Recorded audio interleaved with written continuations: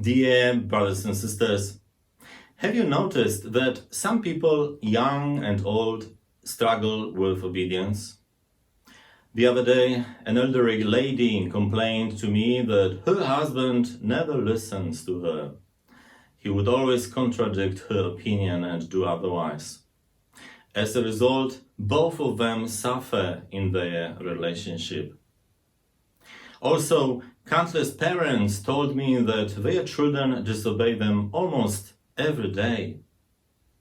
Sadly, different kinds of disobedience are transferred into our faith communities. We can see a correlation between disobedience to others, especially those in authority over us, and to God. In many cases, those who easily break simple rules at home or at work will tend to break God's commandments as well. Some time ago, I heard a high-ranking officer saying that a disobedient cadet who is unable to take care of his bed in the morning will never be a good soldier. We can see a huge contrast between the attitude of some irresponsible children, youth and adults, and the example of Abraham we read about in today's first reading. The story about our father in faith from the book of Genesis can be summarized by one word: obedience. Abraham was obedient to God 100%. He was ready to sacrifice his only son in order to prove to God that he truly lived according to his will. That is why God said, "Because you have done this, because you have not refused me, your son, your own son, I will shower blessings on you. I will make your descendants as many as the stars of heaven and the grains of sand on the seashore." God granted him an abundant blessing and reward because of his obedience. The story from the 22nd chapter of the book of Genesis leads us towards the life of Jesus. Saint Paul wrote that God did not spare his own son, but gave him up to benefit us all.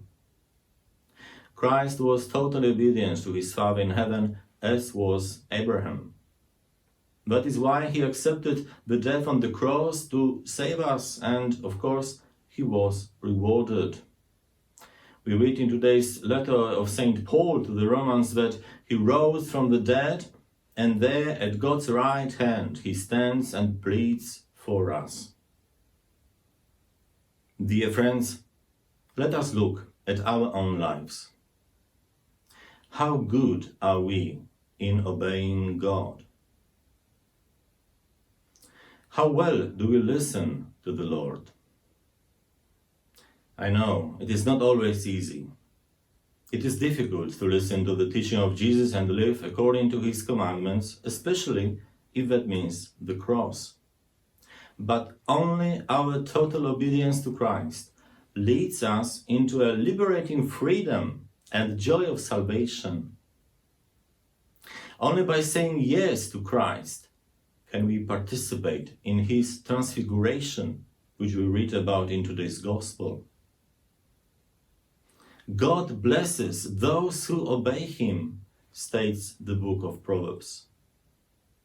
Our willingness to live according to God's will and the teaching of his church opens our ears and allows us to hear the consoling words, "You are my son, you are my daughter, the beloved." Knowledge of God's love for us will help us to be his authentic witnesses in the world. We will be able to repeat St. Peter's words every single day. "Lord, you know all things. You know I love you." Our love for the Lord can produce only great fruits in our life. "If you love me, you will keep my commandments," Jesus assures us in the Gospel of St. John. May we never forget that the Lord watches over those who obey him, those who trust in his constant love, as we read in the Psalm 33. Let us not be afraid of peer pressure or criticism, which we can face day to day because of our faith and the obedience to God. With God on our side, who can be against us? Rhetorically asks St. Paul in today's second reading. Knowing that God blesses those who obey him, let us be faithful and committed Christians, accepting the Lord's love and blessing every day.